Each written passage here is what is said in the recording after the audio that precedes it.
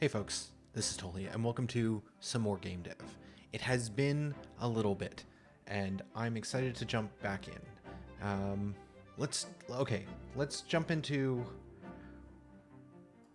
where we are at, where we've been, and where we're going. So it has been a couple of months, looks like about 3, since we've streamed. The last stream was in February, in which we had done some work on integrating some fog tech into the game. The last 3 months have not been super productive. I've been stuck. I've been in a rut. I have been unable to figure out how to move forward. And the short version is that I've been kind of just stumped on a couple of hard questions, and that's prevented me from doing anything because they feel like they're blocking me from being able to make any forward progress until these questions are answered. But today we're just going to start moving. We're going to put pen to paper and we're going to do something.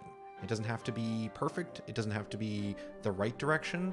But if I don't do anything, then I'm not going to make progress. So what are the questions we're stuck on?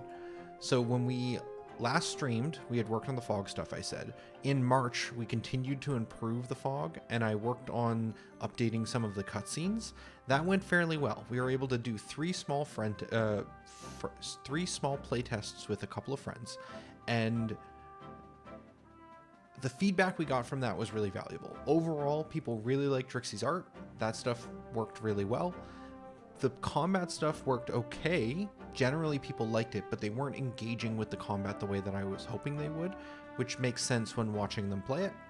And there was kind of generally a feeling of like it felt very linear, was kind of something I got across the board.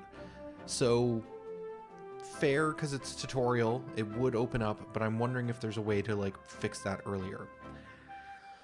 So me and Drixie did some paper prototyping and figured out that we could make combat better by adding a little bit more diversity to it.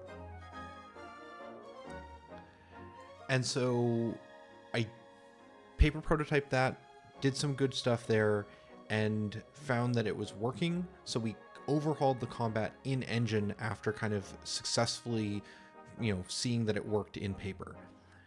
Then April came and I got super stuck, because there was a couple of things that came up from those playtests that just weren't like easy. There's no easy solution to these things. So number one was how players were acquiring abilities. One thing that I was seeing from players, and maybe we can jump into the engine as I talk about this, is that the players were doing the runs. They were going into the world,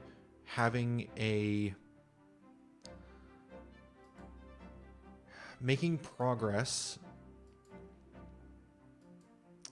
and getting back to the Goddess Realm after a run with some upgrades in their abilities. And they would go into the skill trees and they would proceed to upgrade only the stats. And they wouldn't upgrade anything else really. This might be a good save. Let's give this one a shot. Zoom in.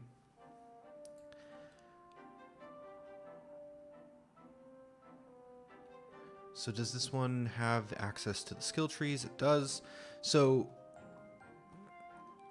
we had people coming in here and they were just proceeding to go down these areas, upgrading stats, because unlocking Bash and unlocking Shoot wasn't interesting. And it didn't really feel like it would make that much of a difference. And when people did unlock these skills, it kind of reinforced that behavior to them, in that they were finding that this wasn't as useful, finding the skills weren't as useful as the stats. That's the summary. When they were unlocking abilities, if they did unlock an ability, they found that they would have rather have unlocked an increase in strength or even an increase in health, because unlocking new abilities weren't actually doing anything that they couldn't do with the ability they already had, which is partly a failure on the abilities themselves, but I think partly also a failing on the combat system. I feel like the combat system just wasn't rewarding the usage of abilities or the diversity of ability usage. So what we found was, when paper prototyping, we wanted to add more variety to the players' decision making, because when when I watched people, they were just hitting slash over and over again. And although we had added like a combo system that you could get more effective damage by doing certain abilities in certain orders, so doing slash, bash, and shoot might combo against certain enemies, while as other enemies might be weak to like bash, slash, bash. So trying to kind of create this like rhythm, like a fighting game. And we had found that players weren't discovering that level of like combos because simply they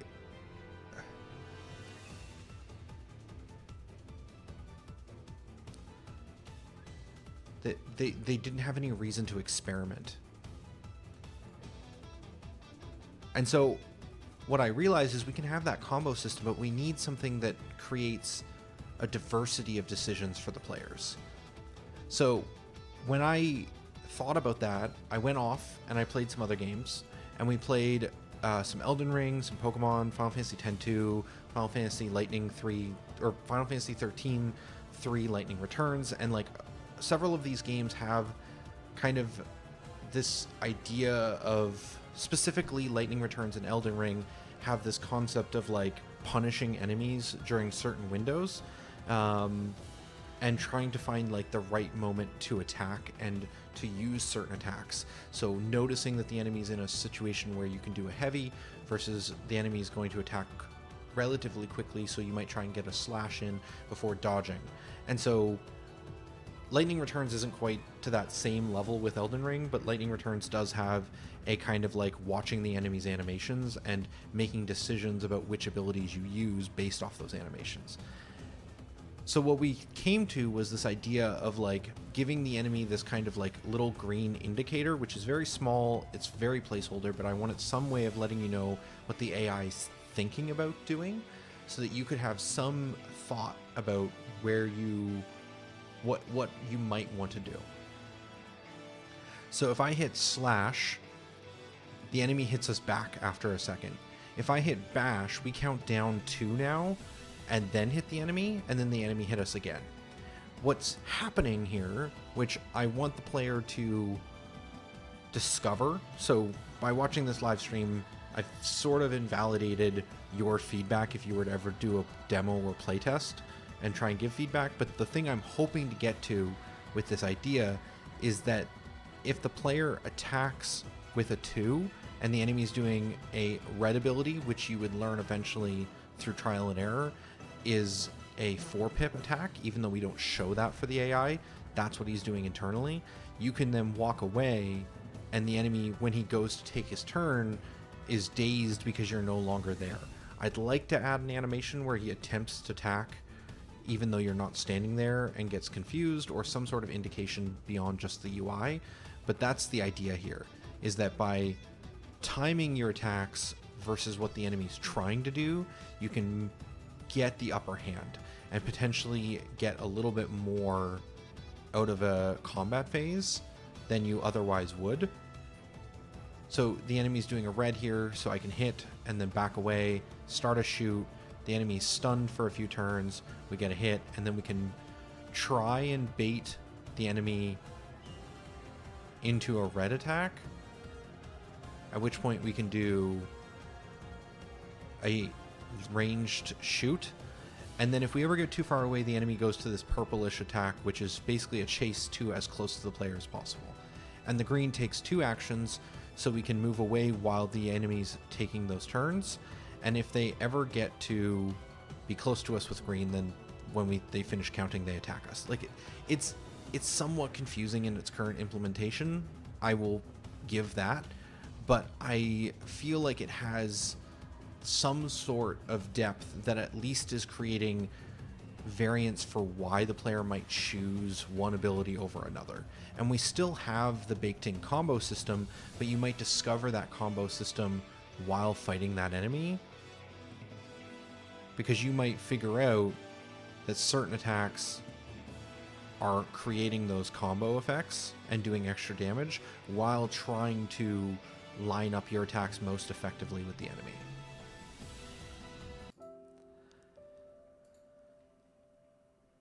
So that's kind of the main overhaul that we were doing with combat in order to solve for the player feedback that we were getting that the abilities, or it's not even feedback, it was something I saw while watching people play, was they would just use the same ability over and over again. So this system is in place.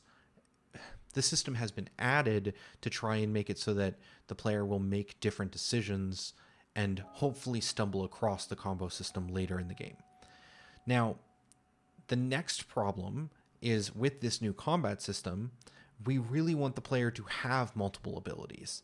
When the player comes into the game, right now we're letting you choose one of the three, and then once you've made that selection and you do a run, eventually you will die from running out of time or enough health being lost, and you'll be sent back to the Goddess Realm, and you'll be able to upgrade some of your skills with the experience you earned from using those abilities in combat.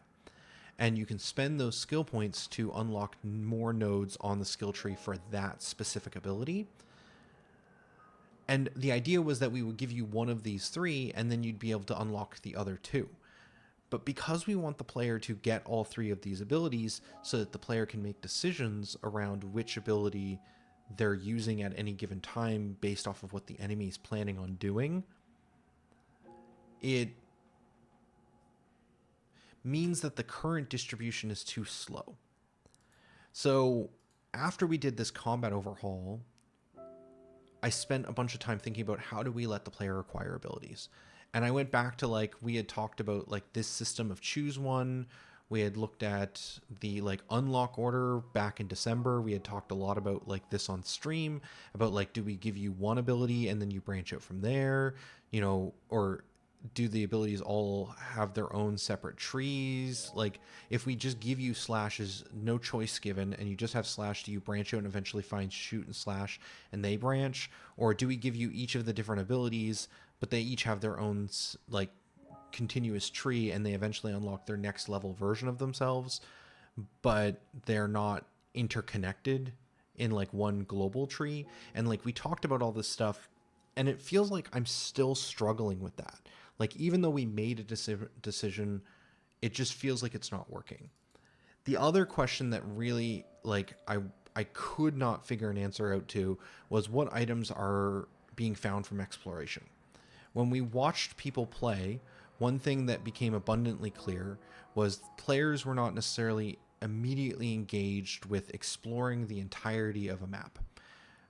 There were some problems with the way that I was doing the fog system to make the edges of the map clear. I think it still could be better, but this is definitely more brightly highlighting the edge. We have been playing around with this like continuous fog that like appears over the whole map. I feel like it does like reduce the amount you can see the edge. There's currently a bug where the fog doesn't fill in until you take your first step. But I feel like this is more clear of where you can go. And although it's neat to see this level of fog around the player, and even there's like a more of a zone around the player of like what's being like removed or cleansed, I feel like we're losing that edge. But anyways, I've been still working on trying to make that edge more clear. But even in the playtests when this fog was not working very well and players were not realizing there was more to explore in some of these areas, there was this kind of question of like, why would I explore? Originally, we had a system in place so that when the player fully explored an area, it would give you a bonus on your time that you had per run. So you would want to explore the whole area was the intent, so that you would eventually like cleanse that space and gain a bunch of time back. But they're just like, it wasn't easy to explain that mechanic. Like when I would ask, like when players would inadvertently in our little playtests reveal the whole room and it would be cleansed and this timer would increase, I have like an animation for that. I would ask like, hey, do you know what happened? And they were like, I didn't even realize anything happened. I was like, the fog changed to like a blue. There was like a flash. And they're like, oh, I didn't really pay attention to that. And so although making it so you can 100% an area sounds interesting, it just wasn't working. Um, and so one thing I realized from playing some other games and just kind of taking a step back from the project was looking at some of these other titles is that oftentimes exploration is not rewarding for 100%ing an area. Usually the thing that you're exploring for is to find some sort of item, to acquire something that is a boon that improves your progress, lets you be stronger, lets you access new areas. Like they do something that fundamentally changes your experience or your gameplay. And those items are the thing that you explore to find. And we're kind of missing that right now. When I'm exploring these zones, there isn't necessarily some sort of like item that is being discovered at any given point that allows me to feel like I was rewarded for exploring. So the thought I had was, okay, well, then the problem we have with players not realizing that like time comes from fully exploring an area and that system being kind of like a hidden thing players aren't even aware of until it happens should be replaced with some sort of like, you know, pickup item that you find early on that encourages some sort of like exploration from the player. Something that allows them to feel like they are, how do I put this? Encouraged to find, no. What I'm trying to say is that I want the player to discover something and realize, oh, I should check every corner because every corner might have something of value. And then they'll naturally explore the entire area. And if we eventually want to have a mechanic for fully revealing a map, we can do that later. But it just doesn't make sense to try and have a 100% completion reward mechanic be the thing that the player is striving for, especially because for some of the early maps, I even counter designed this so that the player can't even fully reveal the first few maps because I wanted this to not be something that gets in the way of the early tutorial on combat. And so it just feels like all these things are clashing with each other. And so the design isn't cohesive. And so I was like, okay, well, what can we do for items that the player could find that like would allow them to feel like they're making progress? And looking at other games, oftentimes it's equipment. It's some sort of like upgrade system that allows you to find an item on the ground that makes it feel like you are upgrading either your sword or your armor to make you stronger and more defensible versus the enemies. But we kind of built the game in such a way where in order to remove the requirement to build an entire equipment screen, I built the whole game around like your abilities and only giving you like a couple of these abilities.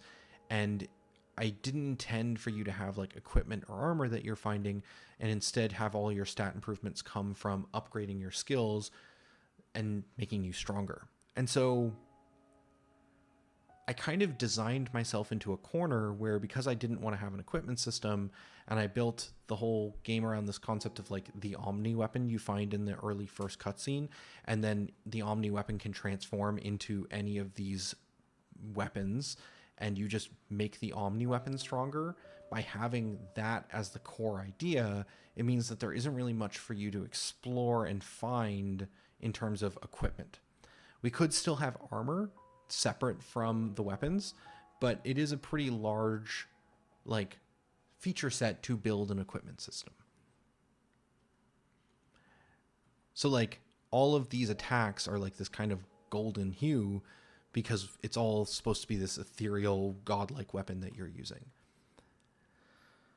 So we can't really do equipment. Now, the obvious one that people might jump to is, well, we had talked about how we could give you more time for a run for fully revealing an area, so we could probably do some sort of item that increases your time. So we could do that. We could have some sort of item that you discover in the world that is the embodiment of that original mechanic that allows you to like unlock a crystal that is, hidden in the demon lord's mist that allows you to repel their energy, or upgrade the omni weapon. There's a number of ways we could flavor it narratively, but essentially an item that gives you more time would be one thing we can give you. But beyond that one item, I've been really struggling to figure out what else can we give you from exploring.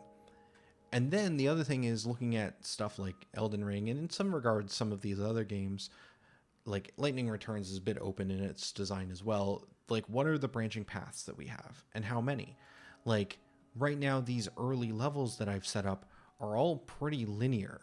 And like, I've set up this one spot here with like a treasure chest that you can like work your way over here and access, which doesn't even do anything right now. But like, I have like this one kind of branch, but it definitely feels like the whole experience is very linear. And it kind of comes back to the item question. Well, how many items am I giving you? Because if we're going to have branching paths, there needs to be some sort of like reward at the end of dead ends, or they need to loop back on each other and a somewhat maze like structure. And I feel like in order for me to figure out how branching I want the world to be, I kind of need to know what I'm giving the player and what they're going to be like. Even if you're doing a loop, it'd be nice if there's something in that loop rather than you going all the way around maybe a couple of rooms in the map and then coming back to where you started and going, oh, I guess that loop was just maybe a couple of slimes and nothing else. There should be something during that loop that makes you feel like you've got something from going in that direction, beyond just exploring and unlocking more of the world and revealing potentially the path forward. And so we run into this problem where I'm kind of like looping back on myself. Like, how do the player acquire abilities? Well, I want that to come from the ability system. Okay, well then what am I giving the player? Well, we can give you an item for time. Is that enough? Is that the whole system that we're giving you? Well, sure, let's think about just that. Okay, well, how many branching paths do we want? Well, if we're only giving you one thing, then I guess we can only have as many branching paths to support that one time crystal, but that feels like it's probably going to be too limiting to kind of create the experiences that we want. So maybe we need more items. Maybe we should give you the abilities as items, but then that breaks our skill tree system. And so like, I kind of get into this feedback loop where I'm just like asking these same 3 questions over and over again and not finding an exit. I'm kind of looping on my own branching paths and finding that they all lead back to these 3 things. I think the real answer is I need another mechanic, whether it's an equipment system or some other like quest progression system is something that I've been thinking about as well. Like, maybe there's some sort of guild hall because we're trying to do this isekai system. Maybe we get you to town sooner. Like, maybe the thing is we bring the town stuff up into the progression of the game to be something you reach much earlier, and you access the guild hall, and the guild hall gives you quests to find items, and then the items you need to go find are in the environment, but maybe you couldn't pick them up until you got the quest to go find them. And so now it's like, oh, I know where that item is, I can go look for it. Like, there's something to that, but then that means restructuring the whole early experience. And so we're kind of just stuck. We're kind of just stuck. And that was most of April, was just spinning my wheels, playing other games, finding no solutions. And then May, I feel like I didn't even play many games. Work was a bit intense and I just didn't have a ton of time. And so there was no progress, no solutions. And although technically we're on like May 31st, I'm really considering this stream starting in April. And I want to fix this rut and this no progress that I've been on, and I want to move forward. That took 30 minutes to explain. I might try and chop that up and put it up as a separate video on the channel. Just because I feel like I might want to refer back to this myself, honestly. But if people have gotten to the end of this, thank you. But for now, we're going to move on with the stream. So if I do make this into a YouTube video, this is totally signing out. And then for the actual like stream part of this, like, I think moving forward, I have to just like accept that I don't know the answers to these questions, and I need to. I think I just want to move forward with this branching path idea. I've like talked in circles around the ability acquiring and the items, and like I don't have answers to these, and I maybe I'll find them, but I think in order to, the thing that like feels the easiest is like the map creation stuff. I want to figure out what does our game feel like with more pathing, and that is something I can at least start to explore and prototype. Whereas the items and the acquiring ability questions, I feel like I have to make a decision, and it's going to be pretty large and require a large amount of coding, and that still scares me. So I'm going to just move forward with map design today. Yeah, that's what we're going to do. So also, hello, Magnus. Welcome to the stream. We're going to do some...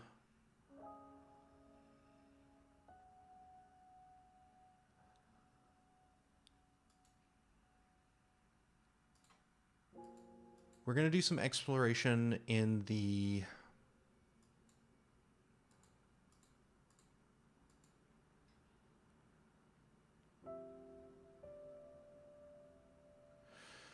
map building tool, I think is what I want to do. I'm looking for a new scene I created. I made a new forest scene to work on called W01, which is like, I don't know, I needed another letter, and W felt like the right one. So, okay, so W01 is our new work in progress space. Generally, the way we have been building maps is we build all our props, our trees and everything on top of all of these little grid spots. We can come into here and we can choose like a tree and just make a tree appear. It's a very small tree. But if we can grab like a big tree and put that here on the prop, and then if we hit save and then hit play, in theory, fingers crossed, that should just exist in the map. And then all the floors in all of these test maps today are going to be white because we don't have Drixie's kind of setup for any of these. Interesting. There's a bunch of chests and stuff here. Oh yeah, they just... I was testing something. It's fine. We're going to ignore it. So yeah, So that's how we set the props. But the actual like floor that we're walking around on is based off of the like Unity system for, what is it called? Pro Builder. It's based off these Pro Builder kind of cubes that you can like pretty easily click on the edges of and then just expand them out, hit save, and then I do some ray casting to see where the collision is, and then we build the map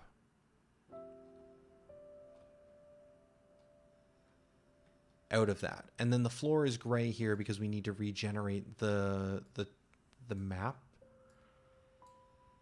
We need to regenerate the floor of the map. So if we come in here and we overwrite the work in progress texture, and then we process the floor work in progress textures to final, then when we run this, it should be pure white like the rest of the floor.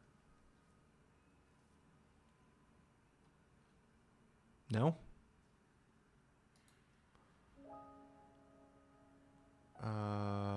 Overwrite work in progress. If we go find the content, art, dungeons, forest.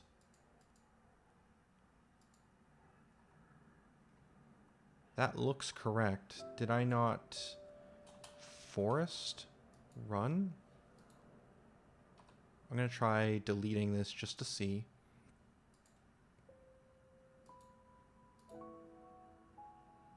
Okay, it is regenerating it. Unity's upset about me regenerating it and isn't showing it properly in the inspector, but it is getting regenerated. So then if we come into here, yeah, now it's working. So I'm not sure why it wasn't replacing. I think I maybe just didn't hit run process room. Or Unity didn't register me hitting it.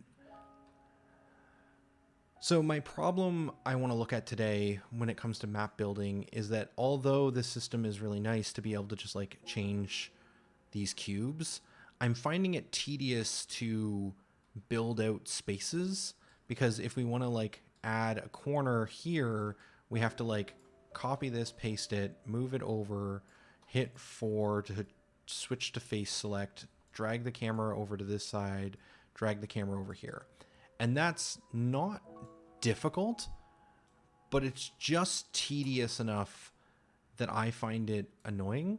And so I'd like to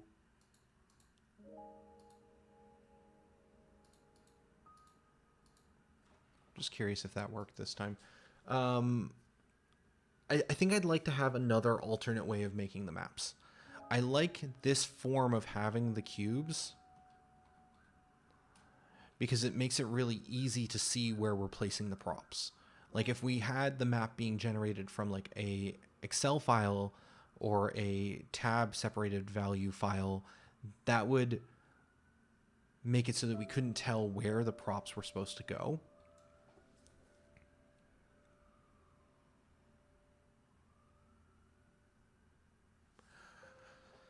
So I think I want something in between.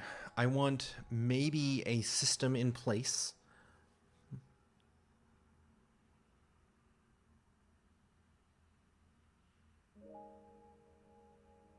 Yeah, I want an alternate way of building this system.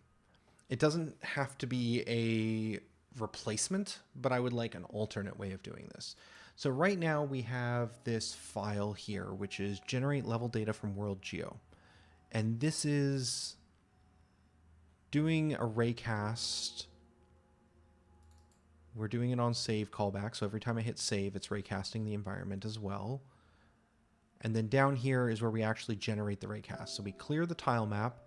We're essentially building a Unity tile map in space over here. We construct this tile map mostly because we like the ability to make it so that there is we like the ability to create certain wall tiles, and this system that we built when the game was more 2D and less 3D, or 2.5D I guess, when this was pure 2D, this system was built and it allows us to have a lot of rules for like edges and corners for the walls. And so we're generating this tile map system as like an in-between that it gives us a lot of flexibility when we actually go to kind of create the final product. But I have older versions of this level data that worked on Excel files essentially. So how do I find that? If we come into here and we look at, let's say this create tile map layer, there should be another script file somewhere in the project that has this exact same function. There's several. Generate mesh from TSV was one that allowed us to create 3D geometry from a TSV file. We also have generate tile map from TSV. And these are all kind of like based off each other. Like I think generate level data was created from generate mesh, and generate mesh was based off of create tile map from TSV. But at some point I removed the ability to generate from a TSV because I was like, oh, I don't need that for this. It's just easier and better to build with the cubes in the world. But it just doesn't work very well.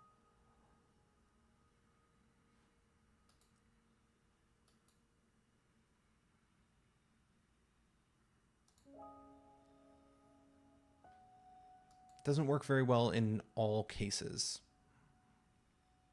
There are certain spots where I wish I was using TSVs instead. Okay. So what I want to do then is I want to look at one of these other two kind of earlier versions of this system and see if we can find and pull out the TSV generating logic. TSV. So this is where the TSVs are located to. That's probably a good spot to start with. Generate temp.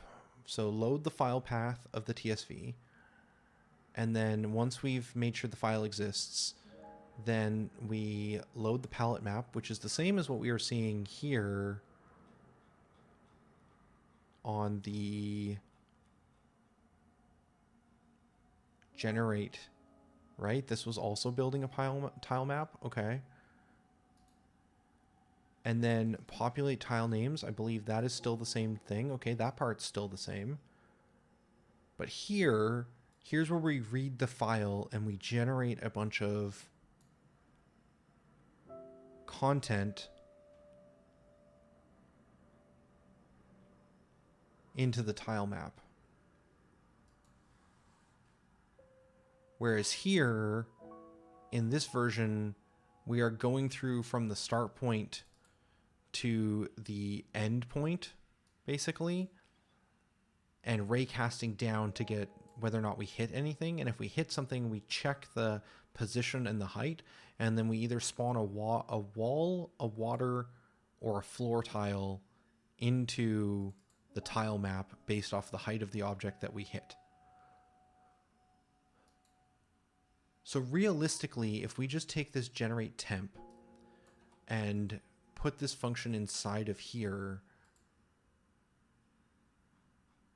could we get back to that original functionality? We also want to add some if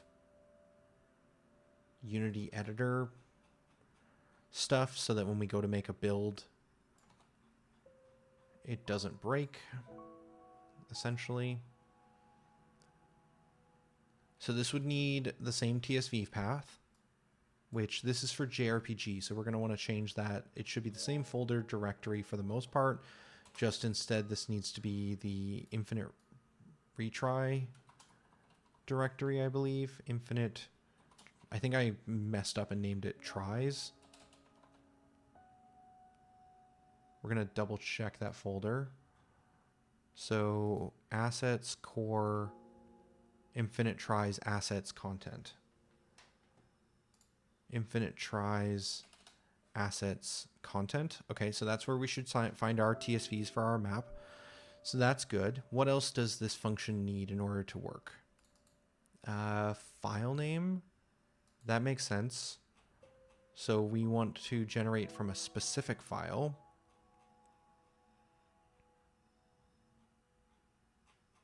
Where did that function go? Generate temp. Oh, I minimized it so it wasn't as easy to find. Is it just... Oh, that's bad naming. Sure. So there's a public variable for the file name.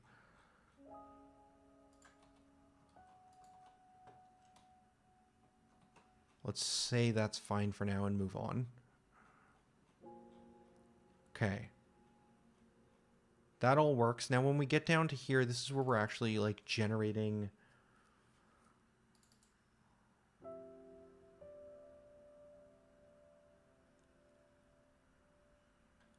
some other content. I don't think we need entities or cutscene triggers.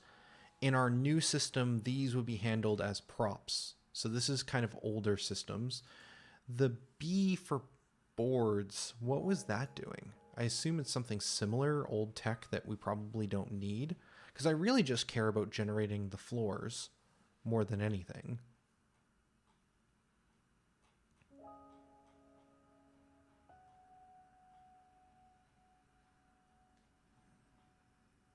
Generate boards, or spawn the boards, is taking the tile position.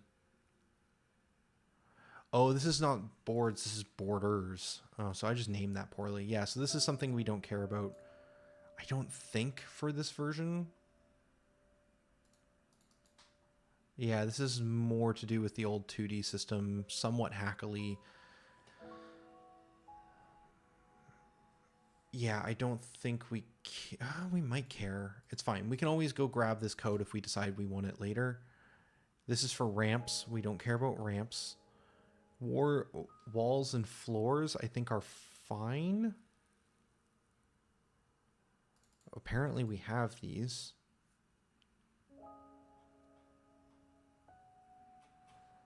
Does this here get used anywhere? It does. It gets used when spawning walls if low walls is ticked. And spawn walls is used as part of generate temp. And as part of the raycasting system that we have. Okay. Sure. So let's say that this is probably all we need to do in order to revive the TSV loading world generation stuff. The next thing I'd like to do, though, is this would make it so that we could use a TSV and generate a map from that TSV and have it work in our engine. That would it would be fine. We could use it instead of the raycast. But I think what I want to do is I want to make it so that that TSV also builds this floor for us. And because this shouldn't be something that ships with the final game and it's only a tool, we can do that in a somewhat hacky way. Maybe not hacky, but inefficient is maybe a better way to say it. So we're going to make a new copy of the floor object. We're going to call this generated floor. This generated floor will have nothing in it to start, and we're going to turn off this base one. Okay. And then from here, we're going to give a reference to that generate floor.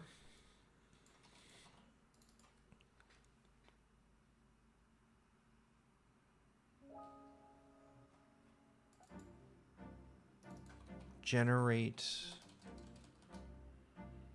No, we'll do floor parent.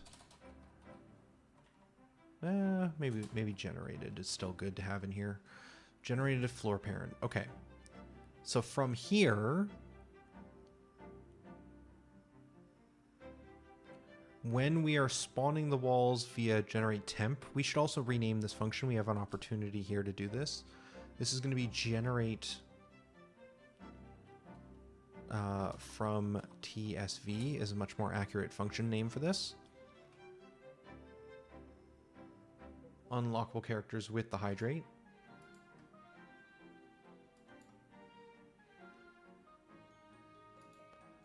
Which is mildly confusing.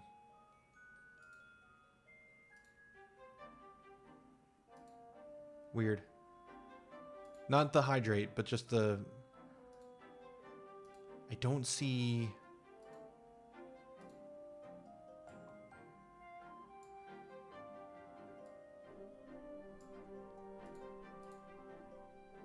I don't see unlockable characters in chat. Twitch is saying that Magnus is the only other person here, so how did you... How? I mean, I'll still take the hydrate reminder.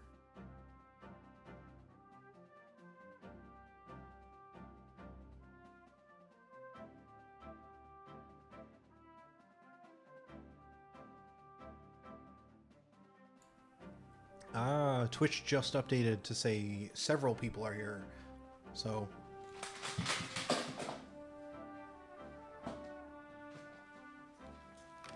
We're fine.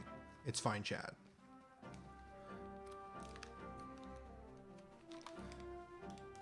We only dropped our headphones. Okay. Whoa, okay. Back on track. Hydration complete. We are spawning stuff. We are trying to figure out inside of this generate from TSV file, how could we make these pieces? Let's just assume that we're only working with the floor pieces for now. And say we want to build this thing. How do we spawn our props normally? Our props are addressable objects. So I suppose we could do the same thing and we could just make an addressable like floor tile, which we wouldn't want to ship with, but would be fine here. And we could just use this same setup of our utilities addressable instantiate async call. Give it the transform, which will be the parent. position will be a bit tricky to figure out, but we can do that. Yeah, okay, let's steal this. And then we will make a new function called public void generate floor prefab. That will then take in a...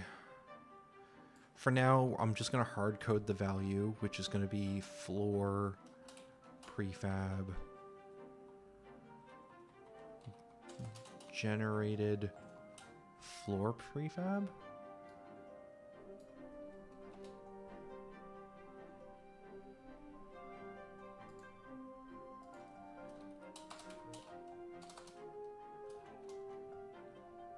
This is a weird one because it's a weird naming thing, but it's fine. We're just going to call it map floor. Nah, I don't like it. I don't like it, chat. I'm gonna ignore it for now. Transform. Transform. Perfect. And then we need to bring over the on content loaded function here, and this is a bit of a mess, but we can clean it up. I'm trying to figure out how to get the prop system to handle undos and redos more correctly, which has been annoying. I don't think we need to save the floor. Don't need to worry about this for now. I might keep this actually, that's fine. We don't need to save the floors in progress.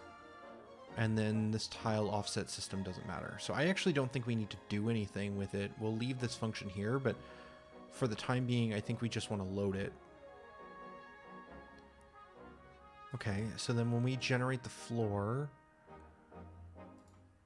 in here, we're also going to want to...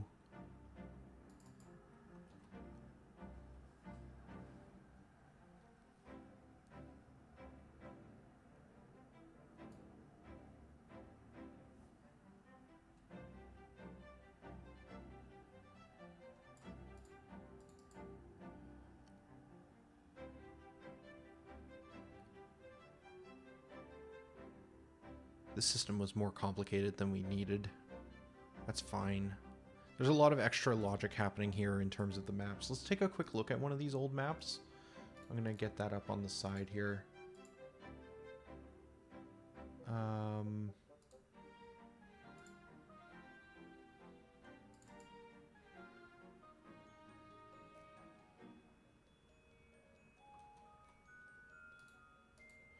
Let's put that in this directory here. Sure, and then we can close out these things. Okay, cool.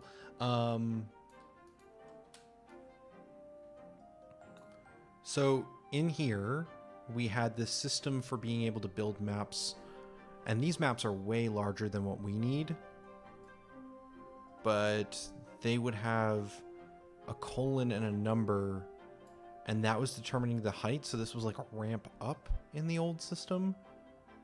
Yeah, we don't need nearly anything that complicated anymore. So I think I might... Yeah, I might just remove this whole split logic.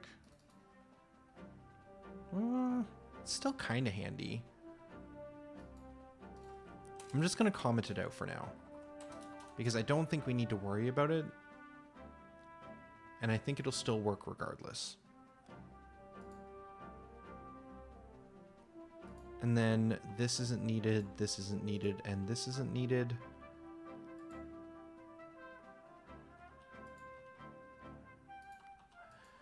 I want to see, let's just start here. What if we just generate a floor? What if this whole system is just taking from TSV to floor assets? Because then we could potentially do our raycast system after. Then we don't even need the tile map part of this. That might be cleaner, rather than recreating the same logic that's already happening inside of the raycast system.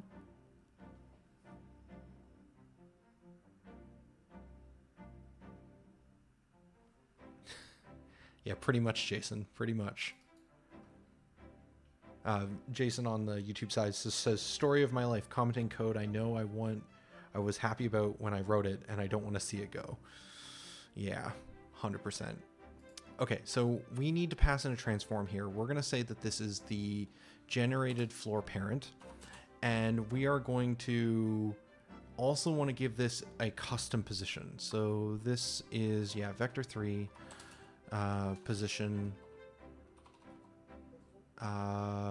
is, I'm writing this wrong.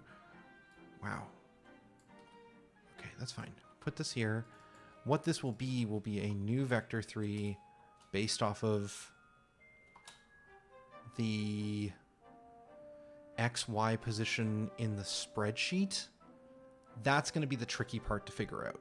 For now, let's just slam X and Y in here. It's not going to be that, but we will give that a shot. Also, this doesn't need to be a game object. I could just do .transform, but let's just reference the transform directly. Okay, and then in here, we will use this position instead of the transform position, and that should generate something.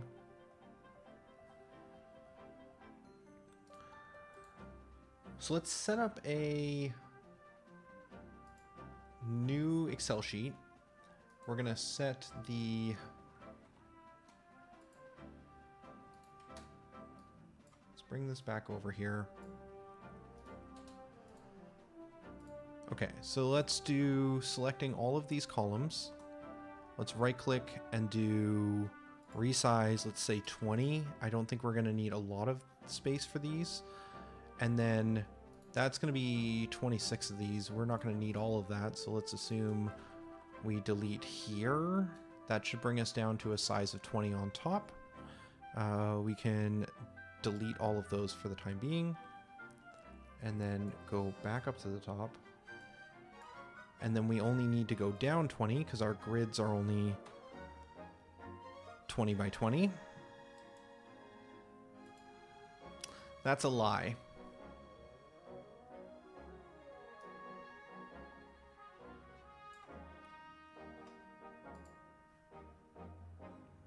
Technically speaking, we have exits on the edge of the map that leave out, right? So we actually need 2 on either side, so it needs to be 24 by 24. Oh, we broke stuff. Oh, that's because we deleted the... Yeah, it doesn't matter. Anyways, point is that we have these extra pieces on the edges. So this is actually going to need to be... Am I right that this is 20 by 20?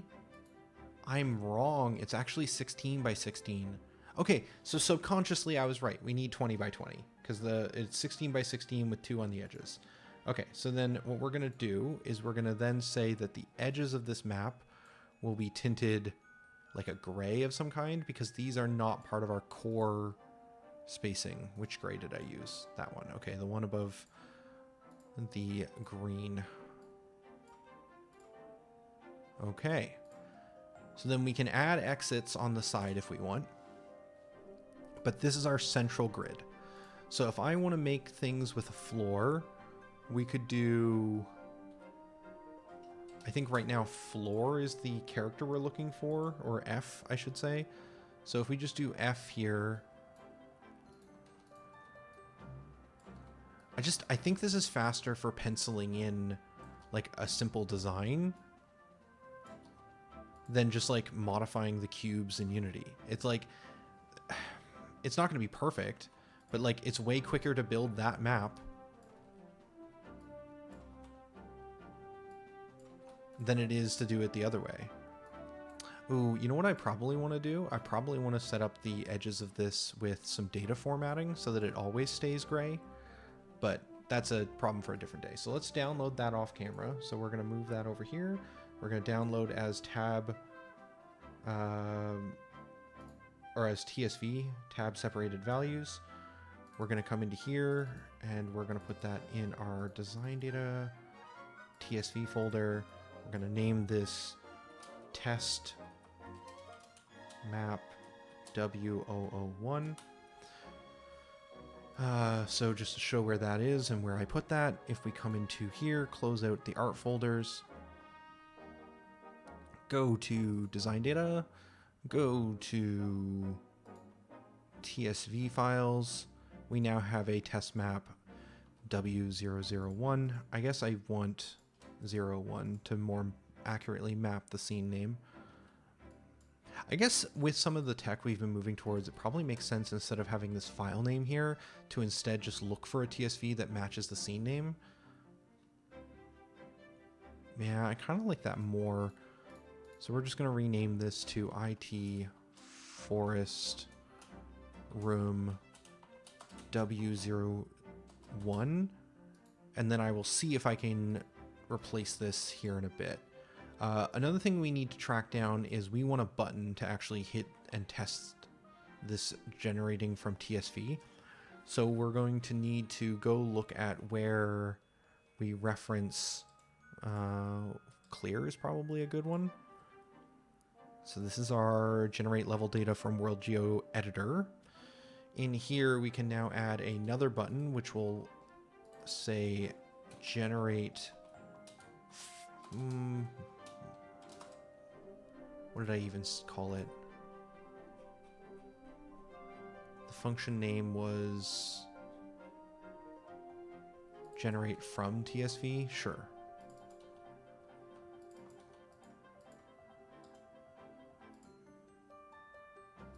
So that should work. We should be able to now hit a button from the editor and trigger this chunk of code.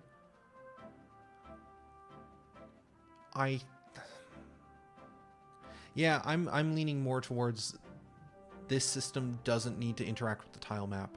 We can raycast the floor once we generate it, if we get it set up correctly. So for now, let's just not worry about the temp file entirely. All of this entity generation stuff is kind of neat, but I would want to do that in a different way nowadays. So I think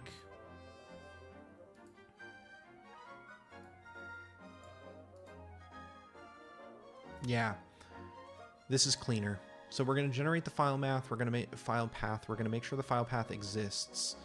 Then we're going to read everything from it. I don't think we need to worry about spawn walls because that has to do with the temp system. So this can all go away, which means that this can go away. So we're just reading the strings, going through, splitting them by tabs.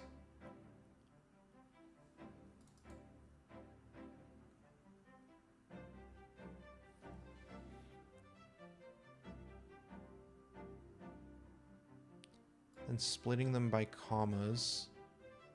Is that right?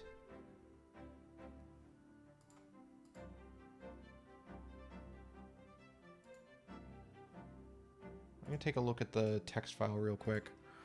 If we open up this...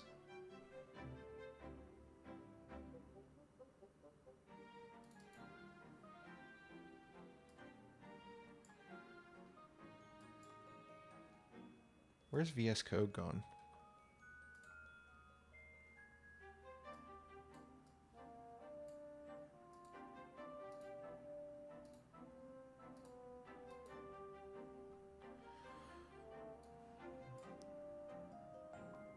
Okay.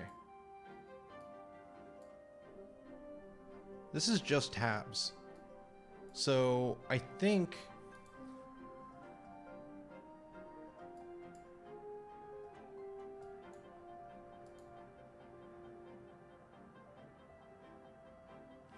I think there might be a bug in the code. What is this even doing then? Tile infos, split, and then for each tile info... I think this might be unnecessary. I don't think this is doing anything. I don't think it was doing anything in the previous versions either. But it's probably, because it's just splitting on a comma that doesn't exist, it's just making a list of one. And then just looping over that list of one. So it's not terrible. It's just, it's an inoffensive bug. It just is inefficient. Okay, So I'm gonna ignore it, and then we split via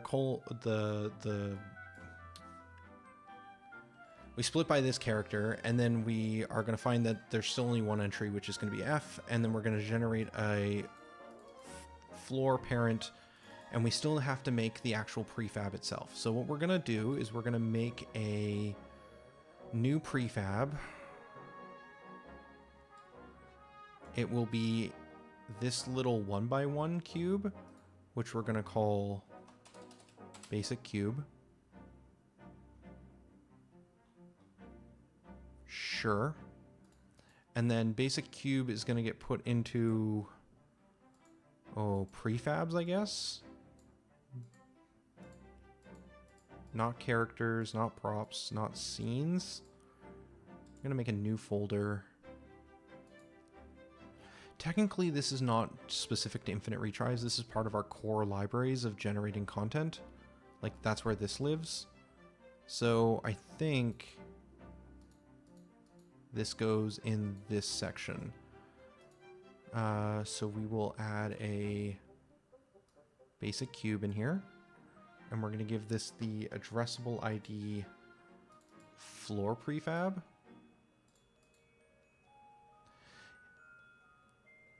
I have a feeling we're already using floor prefab.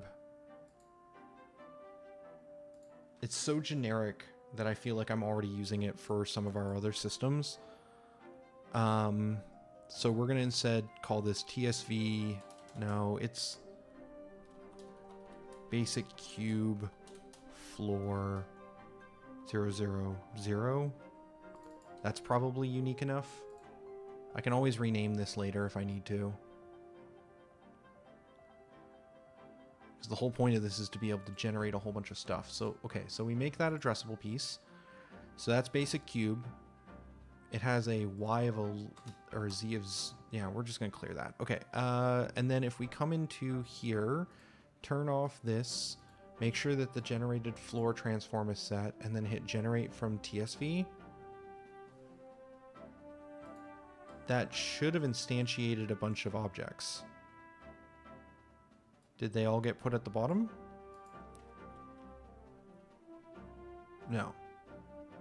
Did it fail to find?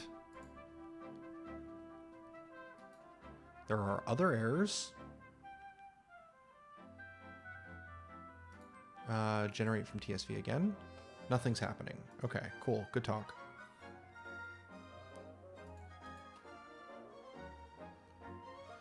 Debug time. Everyone's favorite time. It's debug time.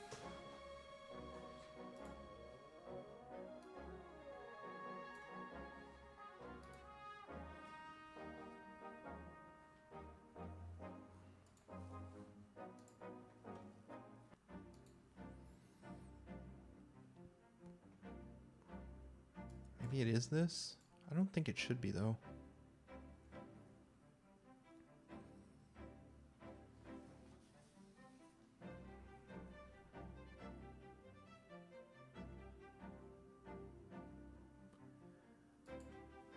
Unity, come on, I believe.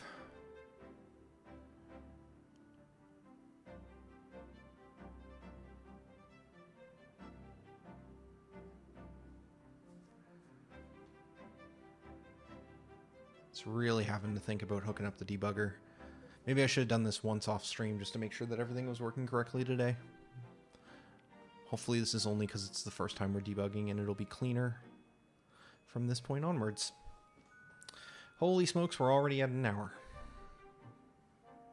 All right. Generate from TSV. Hit my breakpoint, please. Think about hitting my breakpoint, please.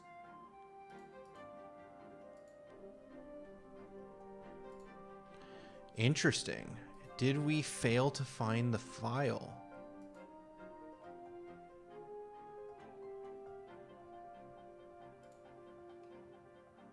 We're not even getting that far?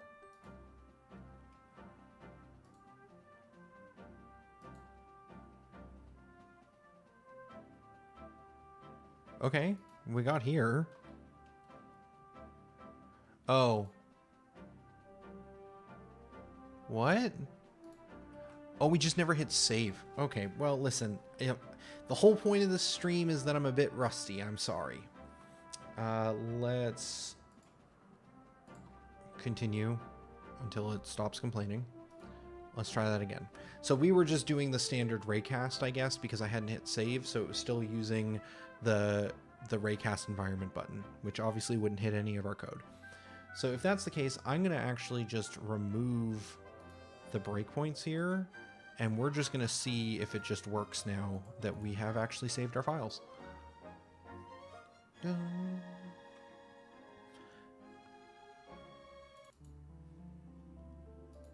Okay, here we go. Generate from TSV, please. Okay. That generated a bunch of files. Let's go back to scene view.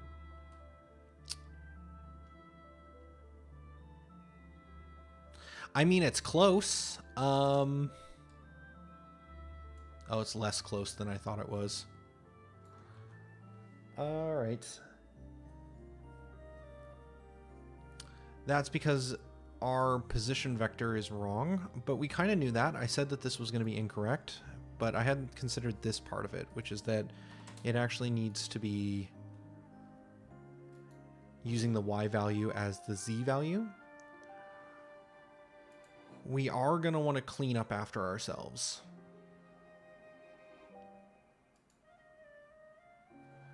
So we're going to want to go through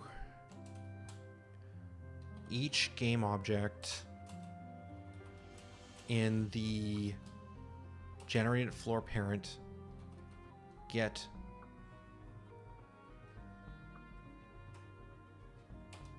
we want to do this manually. We're gonna have to do a manual for loop. For int I equals 0, where I is less than the generated floor parent count, which I think is just a variable, a get, not a function. No? No, it is a method. Why were you complaining about this then? Oh, because you want me to use child count instead, which is just a variable. And then plus plus I. We're going to go through and we're going to destroy immediate every single one of these. So we're going to do generated floor parent get child at index I and delete it. And then we will regenerate. Okay, so that should clear out all of this junk and recreate.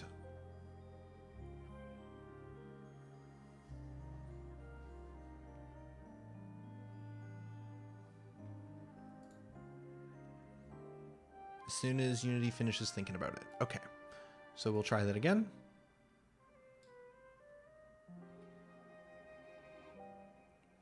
Closer. Two problems. Number one, it failed to delete.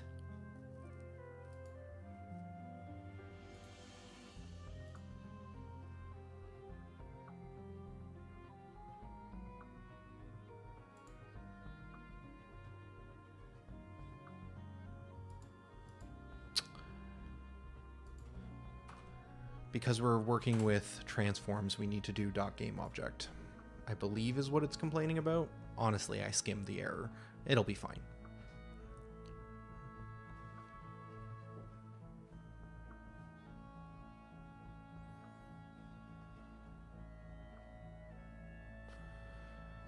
Okay. Generate. Scene view. Also, let's move the console over here.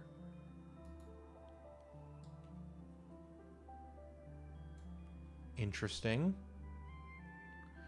We're not getting any errors now.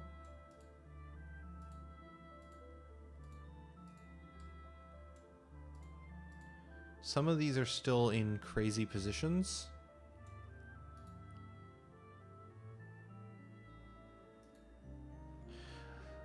Well, let's try and make sure that we're not just...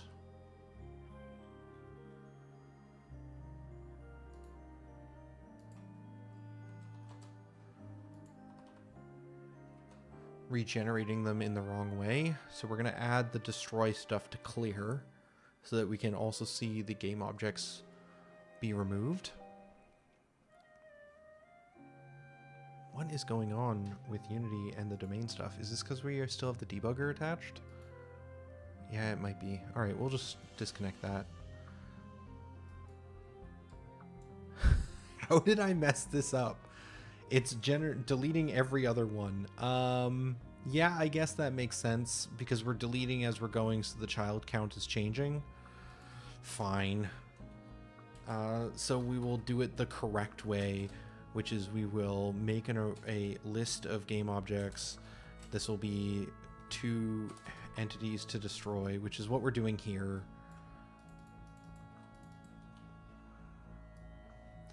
So just to save myself some hassle, we're also going to do this.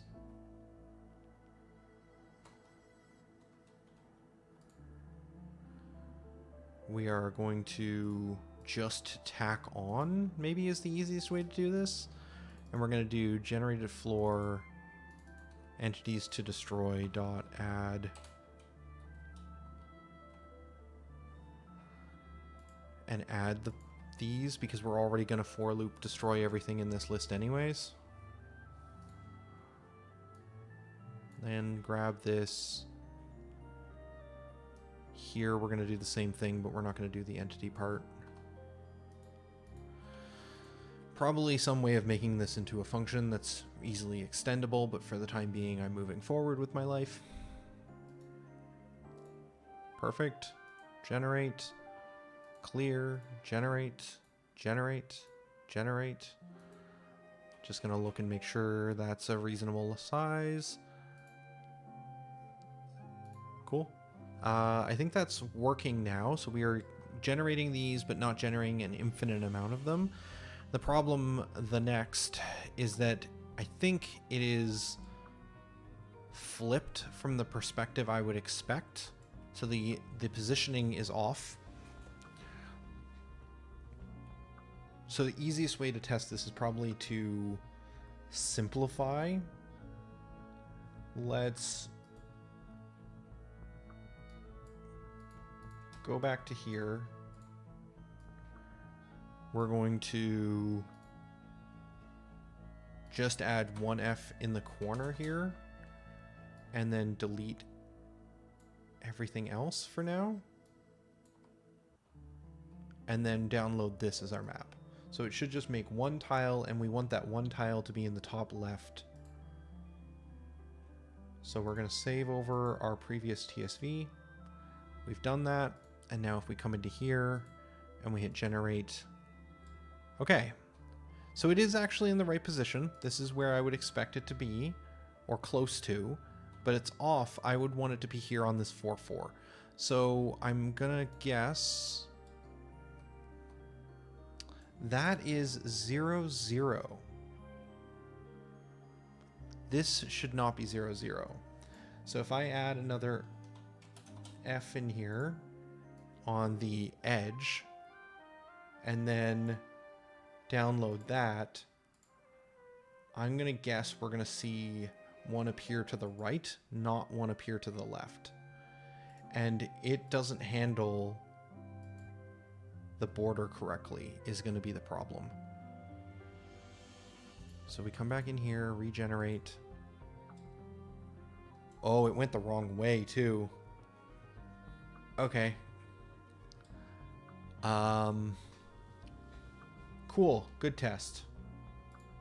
So this piece should have went over here. And realistically,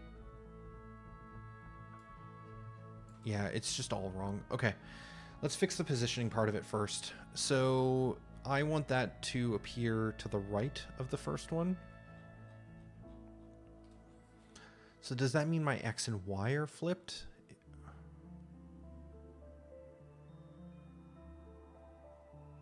Also, I'm going to add another F in the top left here, because that shape should give us a really good understanding of both the X and the Y directions that we need to fix. Yeah, it's just completely wrong. Yeah, if we look at this, we should expect it to be, the corner one should be below, based off this perspective. Yeah, because this is 2 and descending. So if we wanted to map to the coordinate system we already have for our grids, this part should be here, this part should be here. Technically it would be off the grid, so this one should be up here, and this one should be over here.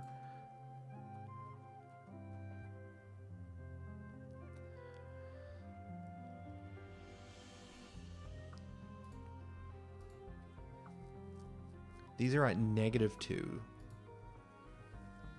Interesting.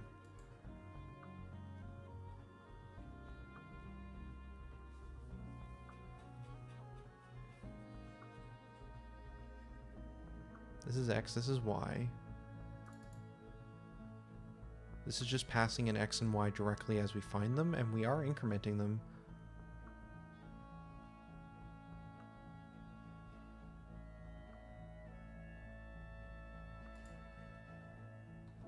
I'm not thrilled about debugging again, given how Unity's acting today.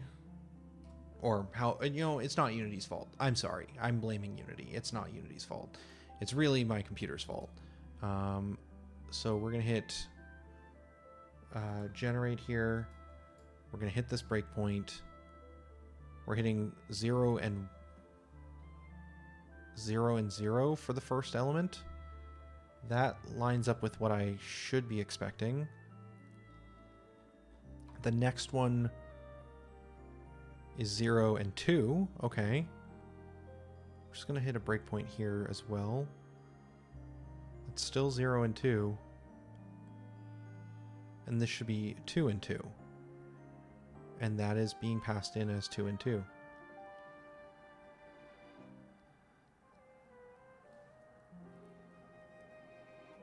Interesting. But you generated at -2, -2. Does this have some sort of rotation on it or something? It does not. Ah, the room itself is positioned 2, 2.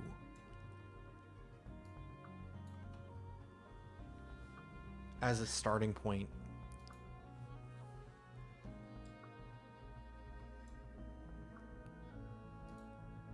Pivot. Okay.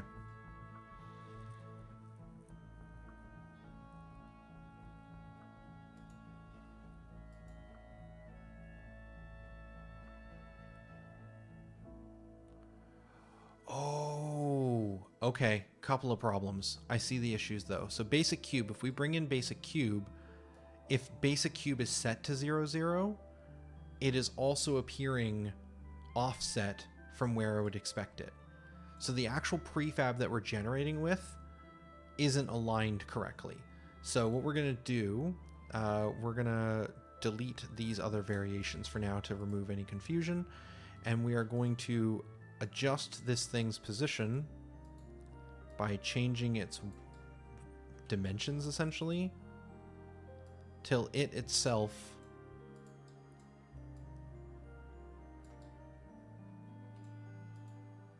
is at 1, 1. So just select as an object. Okay, but now its pivot is in this corner. I think when I think about this, it should be the other way. When we are at 0, 0, I would want it flipped. So I want to move this down 1 and over 1. I think that is the orientation we want. And we apply those prefab changes. Now if we generate the floor,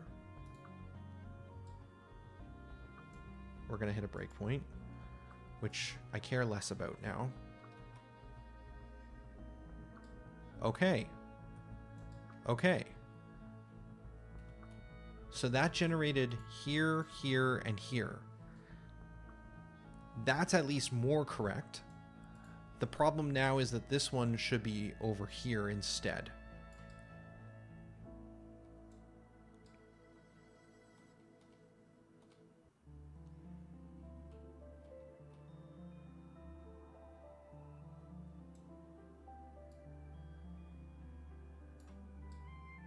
noticing that there's a weird gap here in the grid, but I don't think that matters. It lines up with our other pieces. So this one here is in the wrong spot, which I mean, I think that means our X and Y are flipped. So this should be Y and this should be X. And that's probably just to do with how we're reading the strings in. I could read them in differently, but it's just easier to flip it. So then if we hit generate here, yeah, that's working now. We can clear just to be 100%, but that is now creating the correct pattern. So then if we come into our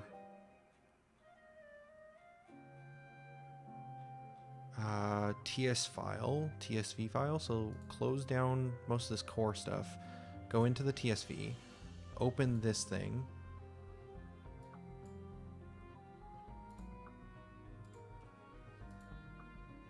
Yeah, I guess. We can just open it in Notepad. But if we come into here and now we delete this one, my question is, do they still stay in the same position? Does it know that there's empty space there? It does. Okay, so any kind of weirdness I was seeing was all to do with the prefab and the X and the Y being flipped. So then if we come back here, undo all of this and go back to this variation and then download that, we should be able to generate that same space now.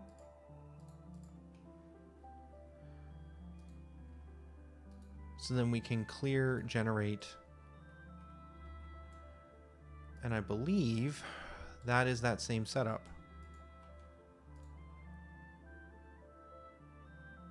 One away from the bottom. The blue is kind of serving as our kind of same piece for the white. Yep. That is all showing up. Okay. So then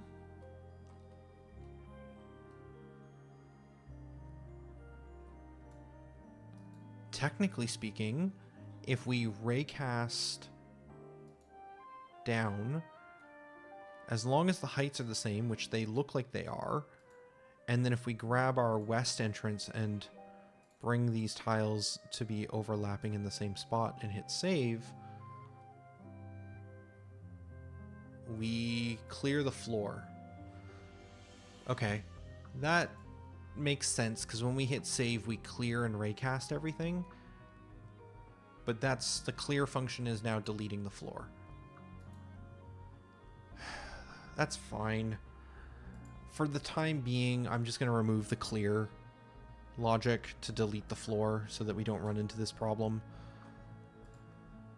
Maybe we add a separate clear button for clearing the floor if we really want to, but it's not really necessary. It was just more helpful for when we were testing and seeing to make sure things were working. So now if we hit save on this, it should raycast the environment with this floor. We can reprocess the final floor variation. So if we go into art, I'm just going to double check this, close down all the UI stuff, go into art, dungeons, look at W01 final. Does not look like it generated it. Forest, run process. Run process.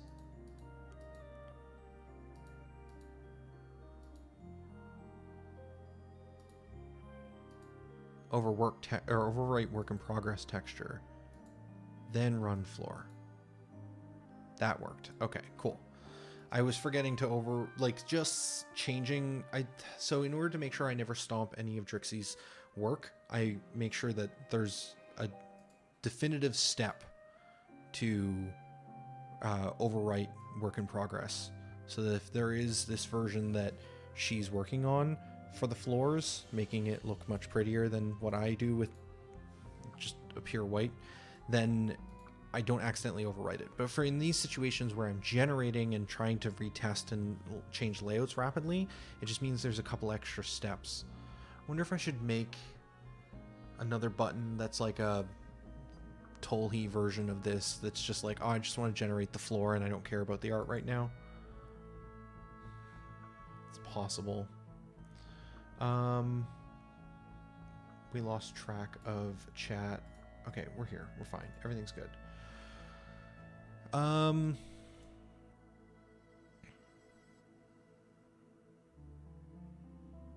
Why did it not work when we hit run?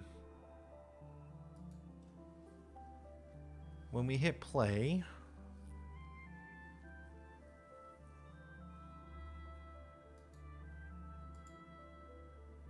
unit place is not working for the AI.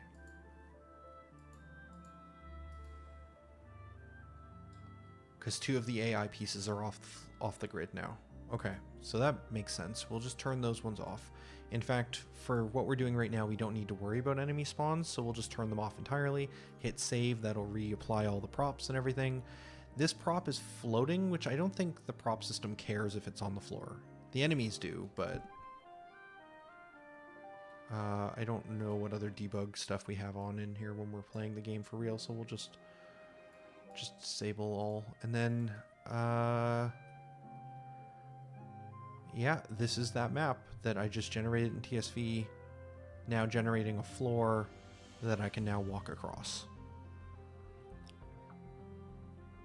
Oh, interestingly, the tree didn't show up.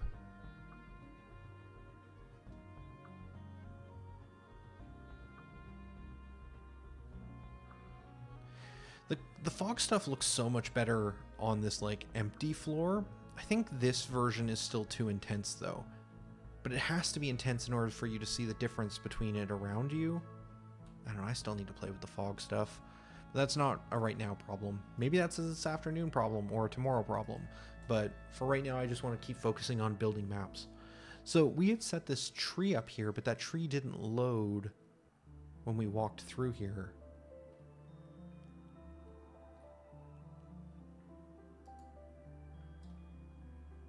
If we were to add a tree here instead, just out of curiosity,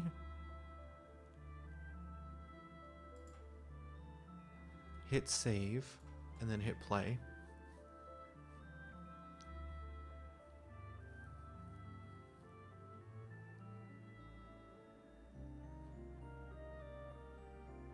Yeah, that makes sense, I guess.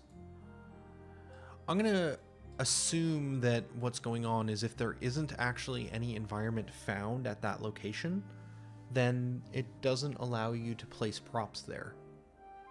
Which I think is debatable. We may want to have props floating in the void. Like, that might be okay.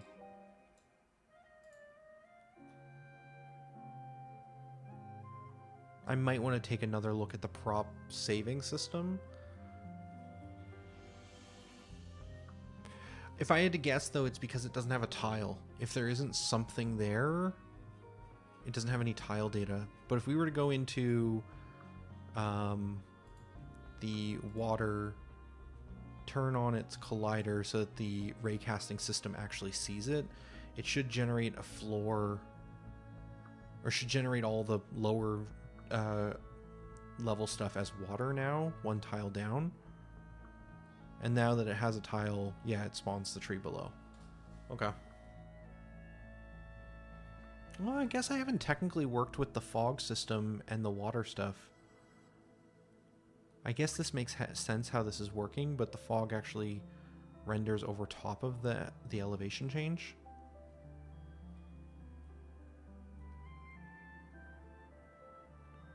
I'd maybe want that fog to be lower, but I don't even know if you'd be able to tell it the difference between it. Okay, so I now have the ability to generate maps from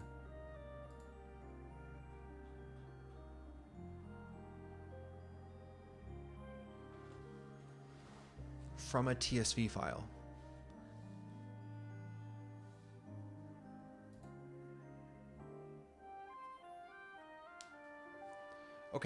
Okay. So, small things. I think I would like to turn on the scene visibility manager disable picking on the loaded object. This will make it so I can't click on any of the green ones by default. Maybe I make this a toggle at some point. But the reason I like this is that that way I can't accidentally click on any of the environment stuff when I'm clicking around. I can only click on the little green indicators for placing our props for our environment. The flexibility of this system is that I may eventually want to be able to come into here and say toggle all of these off so that I can modify them. And then I might want to on the fly be like, oh, you know what? I actually just want this to come out here and I want to have it go this way and then just like resave the map and then hit play and that'll just be modified. Like that's the nice thing, that it works based off of still the raycasting height. It's not working holistically off of just the TSV system. There would be eventually a disconnect where I couldn't modify the TSV anymore because they wouldn't be the same.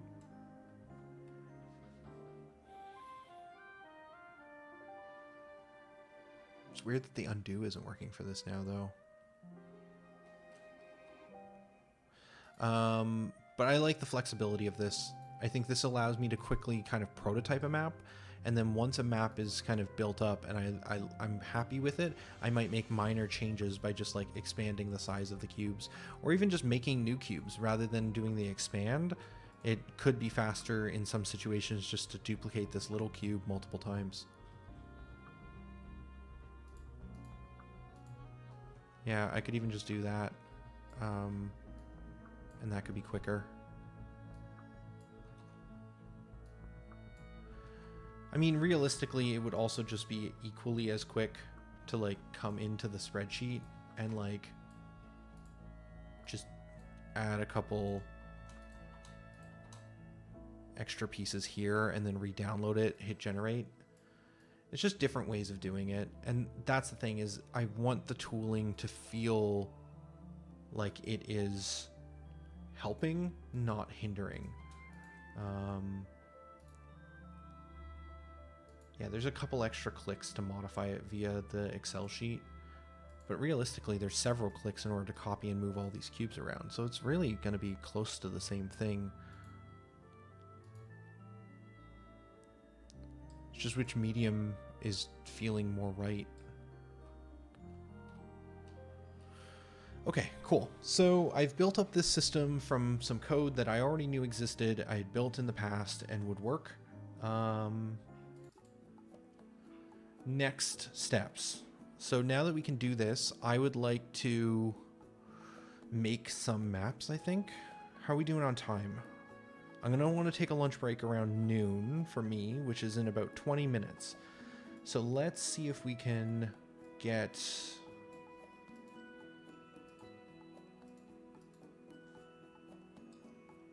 a couple of maps generated, and let's see what kind of difficulties we run into. Unlockable characters with the hydration, appreciate.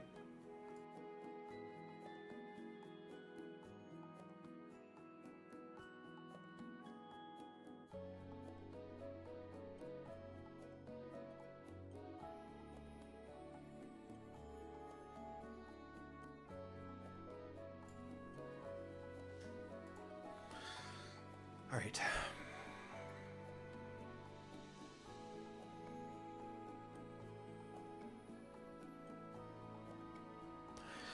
Yeah.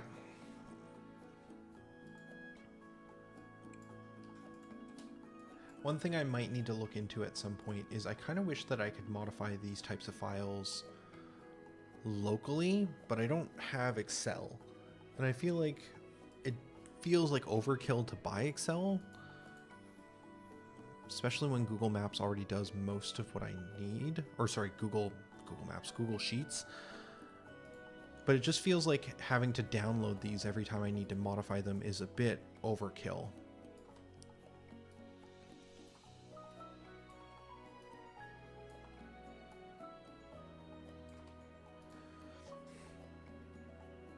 I want to figure out branching paths. So question number one is where is the map we're going to be working off of. If we go to Infinite Retries, Dungeons, Forest, TO1, I think we still start here. And if this is at the edge of the grid, that means that we want to have our next zone. Say we'll still leave from here and we'll go into our next room, and our new room will then start 2 away from the edge. So we'll have here, here, here, here, and here. And that'll be our starting point. And then we will change this to, instead of going to TO2, we'll go to TO1 for both of these tiles. Okay. So then if we go back to Dungeon, Forest, W01, and then go back to the TSV editor, now we can start drawing out a space. So if I want to start branching immediately, I feel like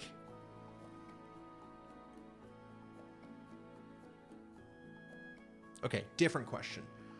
What is the first thing we run into?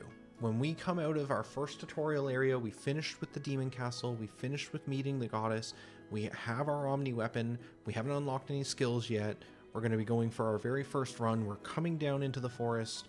What is the first thing that I discover? And this doesn't have to be final. I'm just, let's try stuff, because I've been stuck for a long time. We're just going to attempt anything. So what do I think the first thing you should run into is? Is it a time crystal to increase the amount of steps you have? Is it an enemy so that we teach you about combat?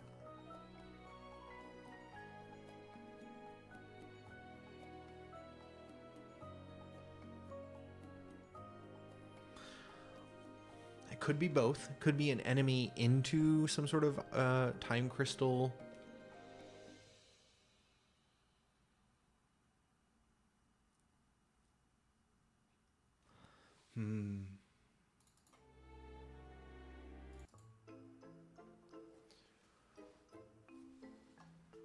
Oh, we have a thing for this.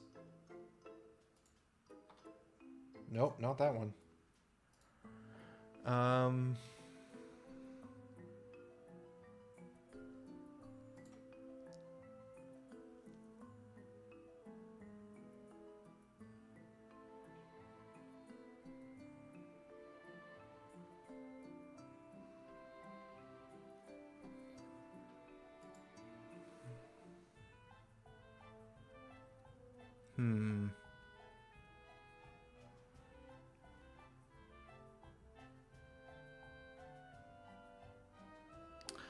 I feel like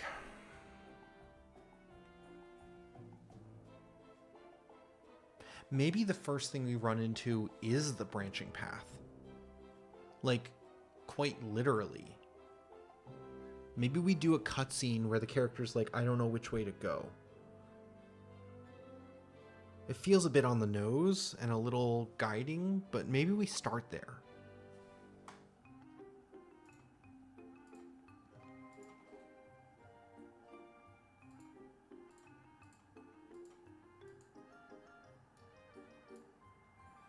Oh, some of my controls show up with this current setup. Okay, well, that's fine. I will find out a better way to change those modes.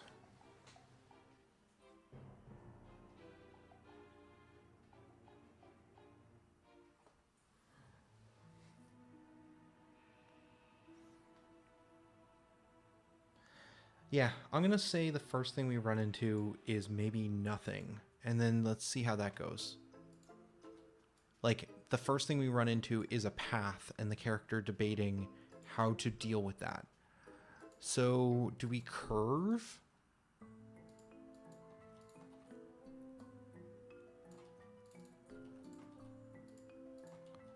I think this could make sense. And if we're branching, which way are we going?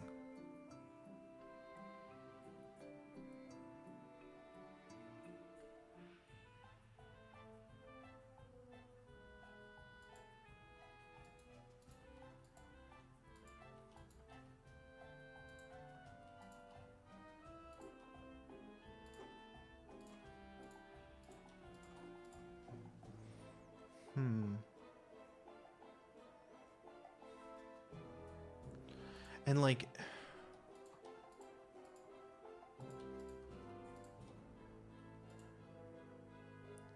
let's assume that the player is able to reach this area and then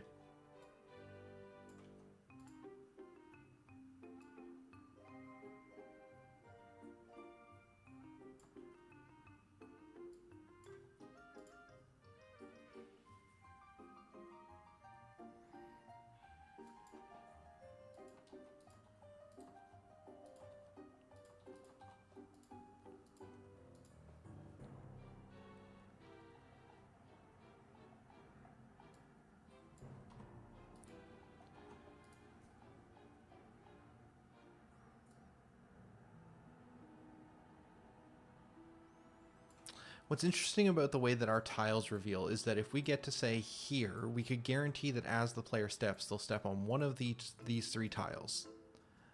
And we could trigger a cutscene at any one of these points.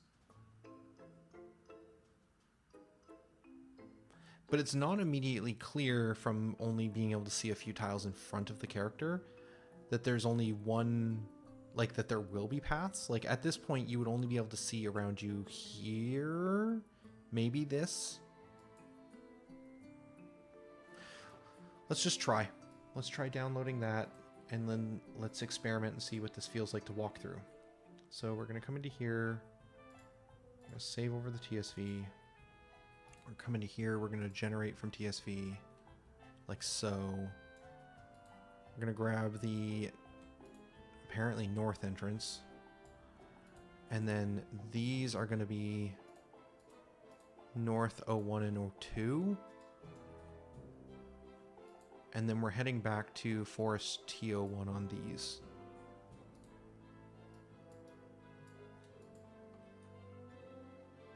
Yeah, and then here, let's assume that we're starting on north 02. It's just capital on the first one, right? Yeah. That should load us up in the right spot.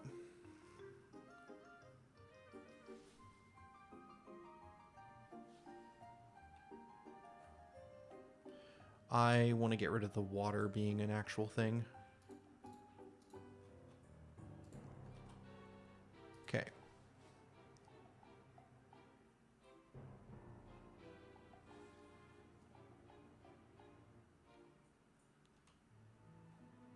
Need to regenerate the floor. I think right now we're standing on this tile here. Yeah, it's not immediately obvious that the system is about to branch.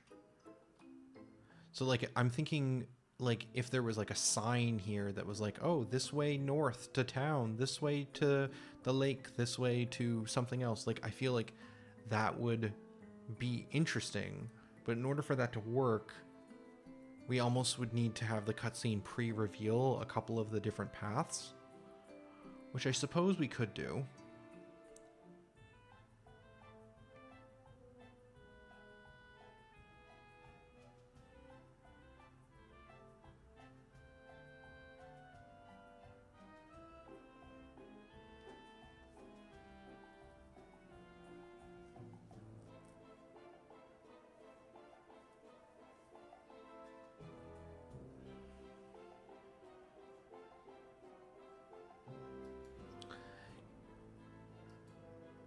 You know what'd be crazy? I'm just thinking about how this doesn't feel like the forest, because it's just the pure white floor and we don't have any props.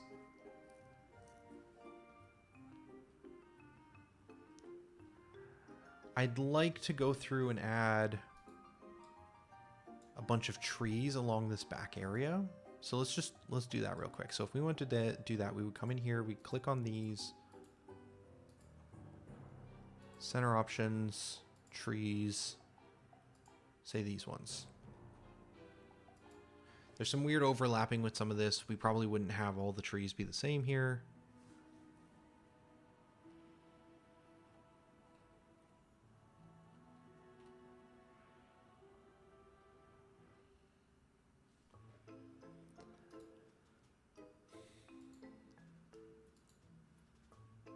So we might want this to be more like a log. It's more the other ones that are a problem. So this one needs to be...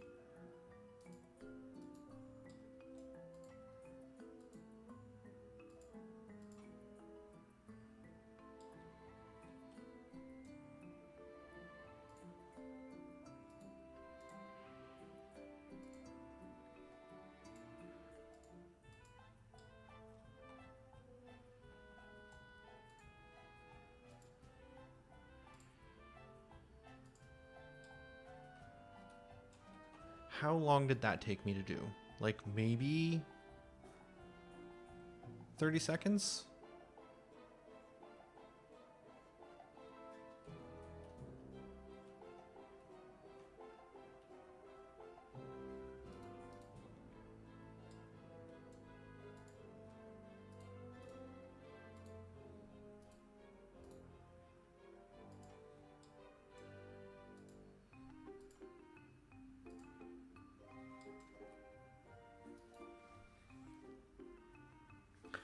I'm debating whether or not it makes sense for us to maybe add some sort of logic for placing props through the TSV editor as well. But I actually think it doesn't hold water. Like, it's pretty quick for me to just go through and add a bunch of props like this.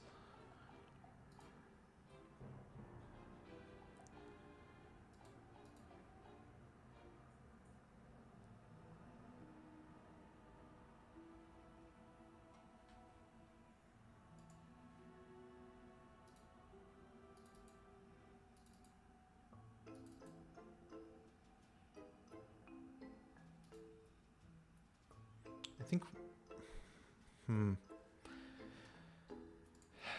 Is this question of am I making work for myself? Because I could come in here and I could do like some teas and then have it do like some sort of like random pick of the tree props. And then I could come in here and add like stones and then have it pick like some random picks of the stones. But I think at the end of the day, I'm going to come in here and be like, when I load that and generate it, I'm going to be like, oh, I don't like that. This spot here really is missing like, you know, some other small sets of pebbles or something. So I'm going to add that there. And then I might come into this one and realize, you know what, this one needs a fence on the side here. So we're going to just do like one of these farm fence ones like that. And like, then it's not going to line up with the TSV anymore, and it's going to get pretty far away from it. And then if I want to modify the floor and like add another piece to it, it's going to be annoying to kind of figure out which one is the true source of truth. It's just much easier and faster to edit stuff in terms of props visually in the editor. So I think, like, as nice as it would be to have like some sort of system in here that's like auto-generating a number of trees to start with, I don't think that is I don't think the solution is the TSV file generation stuff. I think what I'd rather do is maybe there's something in the prop system.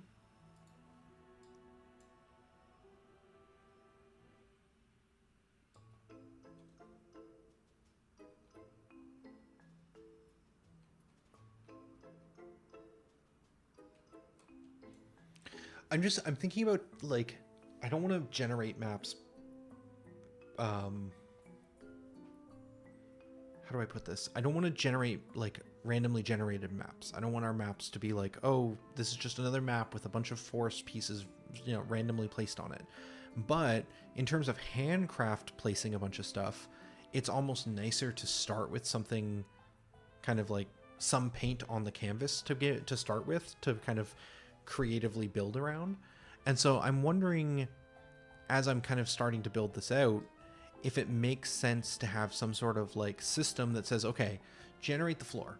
The floor is generated, we go make this TSV, and then when we bring this in, maybe it does some sort of initial, like, there's a button I can press to say, like, you know, do a random assortment of props, and it goes through and tries to figure out, like, oh, these are on the back edge here, so place a randomly place a something in the center or something in the back and the front, and like you can choose between like trees and scrubs. Like I'd have to come up with a bunch of rules for what's valid, but I could tell it to generate a bunch of stuff, and then if I don't like it, I can just go through individually and modify and change the ones that aren't working. But it would give me like a starting point. And when we're generating these maps, instead of them just generating flat and empty and not really having any feel to them, it would at least look like something.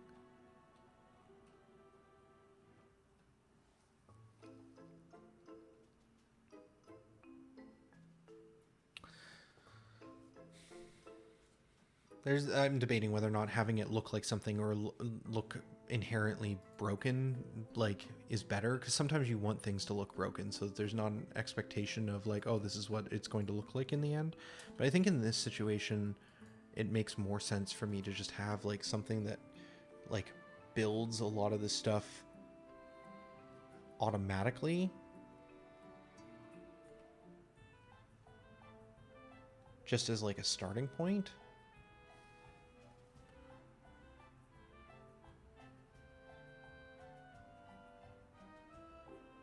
And then I can I can edit and modify anything I need to. Okay. Okay. So immediately a different tangent, but I think I want to try that. I think I want to try and make something that goes through here, finds the props at the same tile position as a floor piece. And if that floor piece is on the edge, which is a hard thing to figure out, but I'm sure there's a way that I could do that, then randomly pick a prop for it from the indices. And then it can try and have some logic on whether or not it's picking a tree or a stone or a scrub. Or maybe I even just build a list of props that say separate from this, that are just like, hey, here are the props that I would like you to use, and I just like make a list of them, and then it just picks the props that I've chosen, and they should match this list.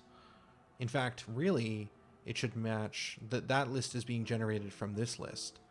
So as long as the list of props I choose for my random assortment palette is in this prop options, it would work. Yeah, the biggest problem is going to be figuring out whether or not it's on the back part of the world or on the front part.